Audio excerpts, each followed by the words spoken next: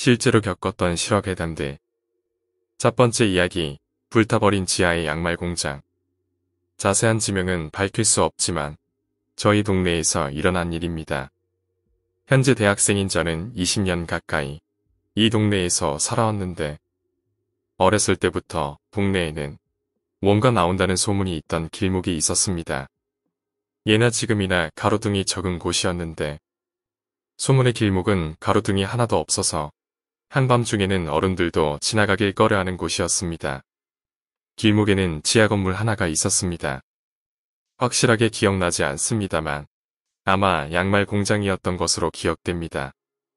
처음 길목을 알았을 때는 아무 소리도 나지 않았기에 폐가인가 싶었지만 어느 날부터 기계 소리가 작게 새어나오고 있었고 밤에는 희미한 불빛이 새어나왔던 걸로 보아 밤늦게까지 공장이 가동되었던 것 같습니다.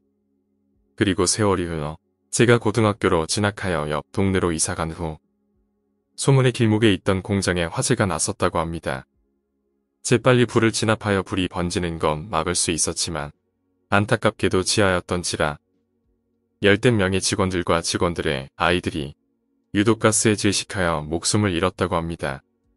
조용한 동네다 보니 그런 큰 사건으로 며칠 동안을 화재 이야기로 옆 동네까지 들썩였습니다. 그리고 온 동네를 떠들썩했던 화재 이야기가 서서히 잠잠해질 때쯤 지하 공장 건물 옆에 공사 중이었던 단독주택이 완성되었습니다. 주택의 주인은 형의 절친한 친구 가족이었는데 당시 친구 가족들은 외국에 있었던지라 화재에 대한 이야기를 전혀 몰랐다고 합니다. 형은 새 집에 살게 된 친구의 기분이 상할까봐 화재에 대한 이야기를 하지 않은 채 잠자코 있었습니다. 그로부터 한 달 뒤 오랜만에 집에 놀러온 형 친구로부터 이상한 이야기를 듣게 되었습니다.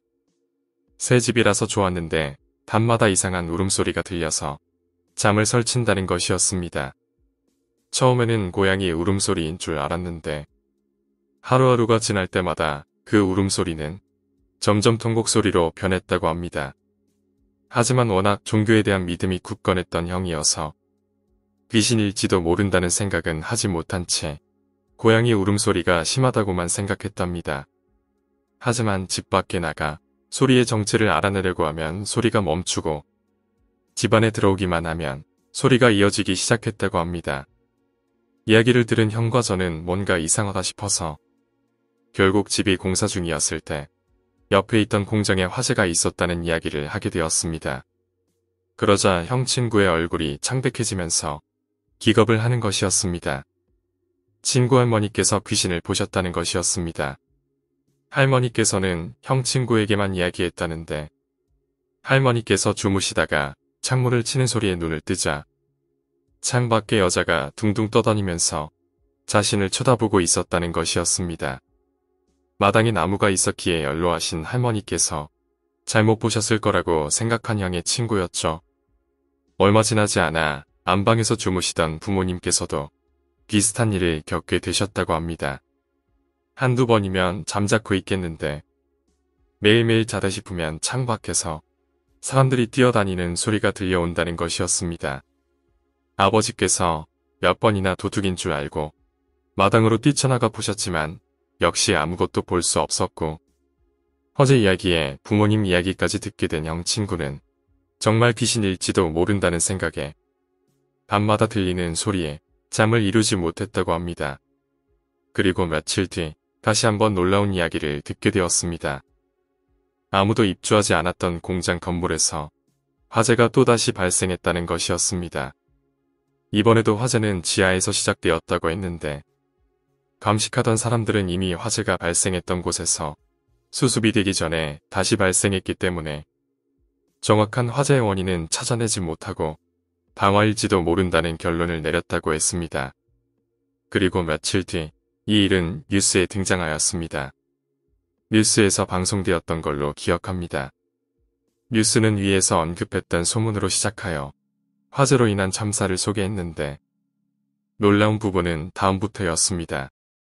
화재를 진압하는 과정에서 건물 보수 정리를 하는 도중 시멘트벽을 허물던 인부가 비명을 지르면서 지하에서 뛰쳐나왔다고 합니다. 어두컴컴한 지하 시멘트 벽 속에서 여자의 시체가 발견된 것입니다. 한 번도 본 적이 없었던 건물주의 인터뷰도 볼 수 있었는데 건물을 짓고 나서 입주한 사람마다 전부 사고사를 당했다고 합니다. 정확하게 기억나진 않지만 행방불명된 사례도 있고 교통사고서부터 피살까지. 여담이지만 시멘트 속 여인의 신분은 아직까지도 밝혀지지 않았다고 합니다. 그 후 건물주는 무속인을 불러 원혼들을 위한 구술을 했다고 합니다. 다행히도 굿이 효과가 있었던지 건물 옆 단독주택의 주인인 형 친구의 가족들도 서서히 밤새 가족들을 괴롭혔던 소리를 듣지 않게 되었다고 합니다. 몇 달 뒤에는 동네 주민들의 민원으로 지하 건물 길목에 가로등이 설치되었는데 이상하게도 켜놓으면 얼마 안가 꺼져 있고 켜놓으면 얼마 안가 또 꺼져 있고를 반복하여 무용지물의 상태로 골목을 지키고 있습니다. 저는 다시 그 길목을 다니기 꺼려하게 되었고 대부분의 사람들도 밤에는 지나가길 꺼려하고 있습니다. 현재 길목에는 여러 주택이 들어섰지만 화재가 있었던 건물에는 문 앞에 부적이 붙여 있는 상태로 아무도 입주하지 않고 방치되어 있는 상태입니다. 두 번째 이야기, 할머니 댁에서의 체험. 제 친구가 할머니 댁에서 겪은 일입니다. 마침 할머니께서 외출하셨던 날, 친구는 형들과 안방에서 잤다고 합니다. 다들 낮에 심하게 놀았던 터라 고단하게 자고 있었는데 친구는 자다가 왠지 모를 인기척이 느껴져 눈을 떴다고 합니다. 하지만 친구는 곧 후회하고 말았습니다. 낯선 할머니가 장롱 위에서 앉아 친구를 쳐다보고 있었기 때문이었습니다. 친구는 깜짝 놀라서 형들을 깨웠습니다만 형들은 전혀 일어날 기미가 보이지 않았고 그렇게 친구가 당황하는 사이에 어느샌가 장롱 위에 할머니는 사라지고 없었습니다. 다음 날 친구는 일어나자마자 형들에게 지난밤에 있었던 일을 이야기했는데 오히려 친구의 친형은 이게 무슨 헛소리냐며 화를 내는 것이었습니다. 밤에 할머니를 본 건 자신이었고 죽어라 깨워도 일어나지 않았던 건 동생과 친척이었다는 것이었습니다. 그러자 친척 형이 어이없다는 듯이 내가 할머니를 보고 놀라서 깨웠는데 아무도 안 일어났다는 것이었습니다. 즉, 세 명 모두 할머니를 보고 서로가 서로를 깨우는 기묘한 체험을 한 것이죠. 세 번째 이야기, 바람에 흔들리는 여자. 제가 초등학생 때 일입니다. 학원에 가려고 버스 정류장에 서 있는데 다리 건너편에 있는 효자각에 뭔가 펄럭이는 게 보였습니다. 효자각에는 양 옆으로 큰 소나무 두 그루가 있는데 처음에는 하얀 종이가 나무에 걸려 펄럭이는 것 같아서 신경 쓰지 않고 버스를 기다렸습니다. 그러다가 잠시 효자각으로 눈을 돌렸을 때 한순간이긴 했지만 소나무에 목을 매달고 있는 여자가 바람에 흔들리고 있었습니다. 헛것을 보는 것 같아 눈을 비벼보았지만 제 눈에는 여자의 시체가 계속 바람에 흔들리고 있었고 겁이 나서 집으로 달려갔습니다. 엄마, 효자각에 여자가 죽어 있어. 제 말에 엄마는 허겁지겁 큰 도로로 달려나가 효자각을 보셨지만 이상하게도 효자각엔 아무것도 없었고 결국 저는 헛소리를 했다고 구박만 당했습니다.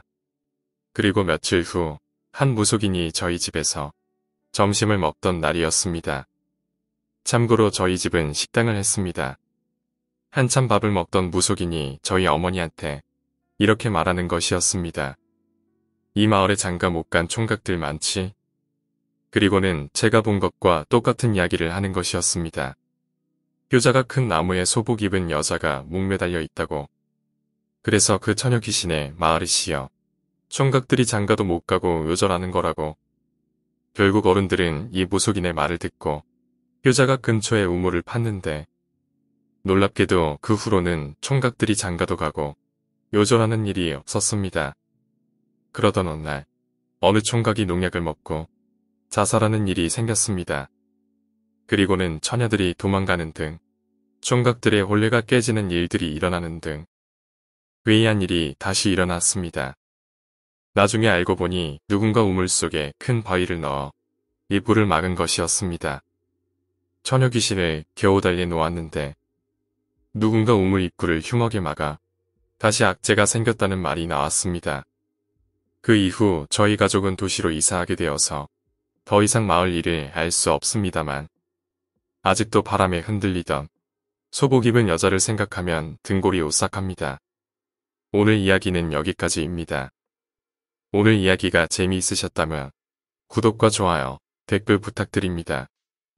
댓글은 저에게 큰 힘이 됩니다. 감사합니다.